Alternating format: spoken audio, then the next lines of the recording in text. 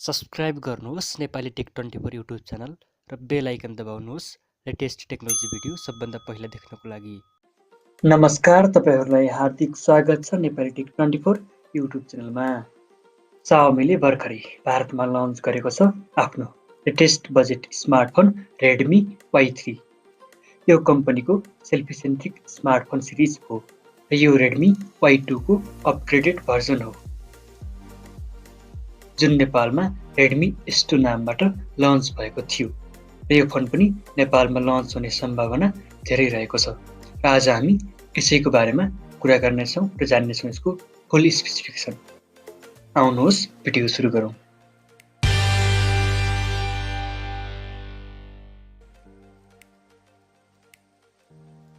Physical ओभरभ्यूको कुरा गर्दा फोनको राइट साइडमा पावर लक अनलक र भोल्युम लकर की दिइएको छ भने लेफ्ट साइडमा सिम कार्ड स्लट रहेको छ। फोनको माथि 3.5 mm को हेडफोन ज्याक र IR ब्लास्टर दिइएको छ, जुन Xiaomi का फोनहरुको एउटा प्लस पोइन्ट नै हो भने फोनको तल speaker grill, micro USB port र प्राइमरी माइक्रोफोन दिइएको छ। फोनको पछाडि प्लास्टिक ब्याक डिजाइनको साथमा आउँदछ। टप लेफ्ट साइडमा ड्युअल सेटअप रियर क्यामेरा र LED फ्ल्यास दिइएको छ भने फोनको बीचमा फिंगरप्रिन्ट स्क्यानर रहेको छ र फोनको अगाडि 6.26 इन्चको डट नच डिस्प्ले स्क्रिन दिइएको छ र यो फोन अघिल्लो भर्जनको भन्दा केही नयाँ ट्रेन्डिङ डिजाइनको साथमा आएको छ। फोनको ब्याक ओरा प्रिजम र ग्रेडियन्ट ब्याकको साथमा आउँदछ। अब कुरा गरौँ डिटेलमा। डिस्प्ले 180 ग्रामको यो फोनमा 6.26 इन्चको 19:9 एस्पेक्ट रेसियो वाला HD+ डट नच डिस्प्ले स्क्रिन दिइएको छ, जसको रिजोल्युसन 720 पिक्सल बाइ 1520 पिक्सल रहेको छ।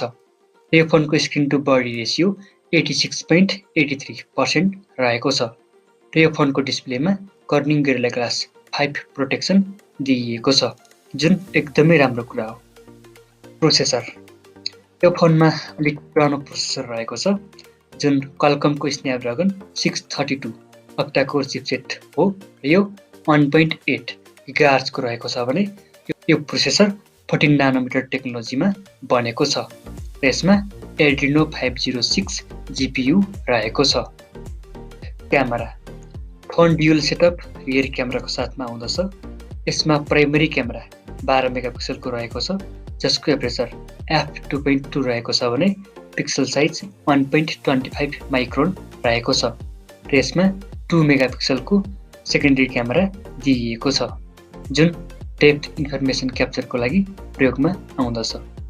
र रियर क्यामेरा फिचर्सहरुमा low light enhancement, HDR, panorama mode, AI protect mode, face recognition, AI beautify 4.0, AI scene detection आदि रहेका छन् र यसको केही रियर क्यामेरा स्याम्पलहरु यस प्रकार दिइएको छ।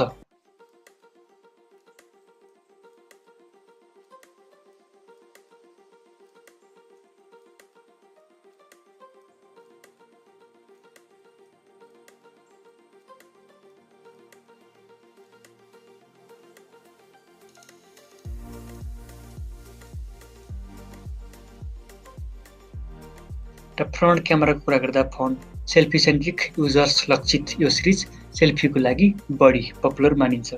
अघिल्लो सिरिजमा 16 मेगापिक्सलको फ्रन्ट क्यामेरा दिइएको थियो भने Redmi Y3 मा ठ्याक्कै त्यसको डबल यानि कि 32 मेगापिक्सलको फ्रन्ट क्यामेरा दिइएको छ। यो फोनको वान एन्ड ओन्ली हाइलाइट भनेको नै यसको सेल्फी क्यामेरा हो, जसको एपरेचर f2.25 रहेको छ र यो फोनको सेल्फी क्यामेराहरु एकदमै राम्रो हुनेछन्। र फ्रन्ट क्यामेरा फिचर्सहरुमा AI beautify 4.0, AI protect mode, palm shutter, HDR, selfie timer, face recognition, EIS यानि कि इलेक्ट्रोनिक्स इमेज स्टेबलाइजेसन आदि रहेका छन्। र्याम रोम यो फोनमा LPDDR3 र्याम दिइएको छ र फोन डिफरेन्ट दुईवटा भेरिएन्टमा लन्च भएको छ। 3GB RAM, 32GB internal storage र 4GB RAM, 64GB internal storage. यो फोनमा 512GB सम्मको माइक्रो एसडी कार्ड प्रयोग गर्न सकिन्छ। अपरेटिङ सिस्टम फोन कम्पनीको आफ्नै MIUI 10 बेस्ड एन्ड्रोइड 9 पाई अपरेटिङ सिस्टमको साथमा आउँदछ र Xiaomiको MIUI मा तपाई एड्सहरू पनि देख्न पाउनुहुन्छ। त्यो एउटा यसको कन्स नै भन्नुपर्छ। ब्याट्रीको कुरा गर्दा फोनमा 4000 mAh को पावरफुल ब्याट्री दिइएको छ। यो फोनमा P2i नानो कोटिङ टेक्नोलोजी देख्न सकिन्छ, जुन वाटर रेसिस्टेन्स जस्तै टेक्नोलोजी हो, तर यो फोन फुल्ली वाटरप्रुफ पनि हुँदैन। सेन्सरको कुरा गर्दा फोनमा face unlock, fingerprint sensor, proximity sensor, accelerometer रहेका छन्। कलरको कुरा गर्दा यो phone prime black, bold red र एलिगेन्ट ब्लू गरी फरक 3वटा कलरमा उपलब्ध हुनेछ। र फाइनल्ली यो फोनको प्रोज र कन्सको कुरा गर्दा प्रोजमा यो फोनमा ट्रेन्डिङ डिजाइन फलो गरिएको छ, जस्तै ग्रेडियन्ट ब्याक, डट नच डिस्प्ले आदि। यो फोनमा P2i नानो कोटिङ टेक्नोलोजी रहेको छ। यसमा dedicated micro SD card slot देख्न सकिन्छ र यसको क्यामेरा क्वालिटी पनि राम्रो रहेको छ, स्पेसली यसको फ्रन्ट क्यामेरा एकदमै राम्रो रहेको छ। यो फोनको ब्याट्री क्यापेसिटी पनि राम्रै रहेको छ, जसमा 4000 mAh को हामी ब्याट्री देख्न सक्छौँ भने यो फोनको डिस्प्लेमा कर्निङ गोरिल्ला ग्लास 5 प्रोटेक्सन दिइएको छ, जुन आफैमा धेरै राम्रो कुरा हो। तर यो फोनको कन्सको बारेमा कुरा गर्नुपर्दा यसमा HD+ मात्रै डिस्प्ले दिइएको छ भने यसमा हामी अहिले पनि माइक्रो USB पोर्ट नै पाउँछौँ। यसमा प्रयोग गरिएको स्न्यापड्रागन 632 अलिक पुरानो प्रोसेसर हो।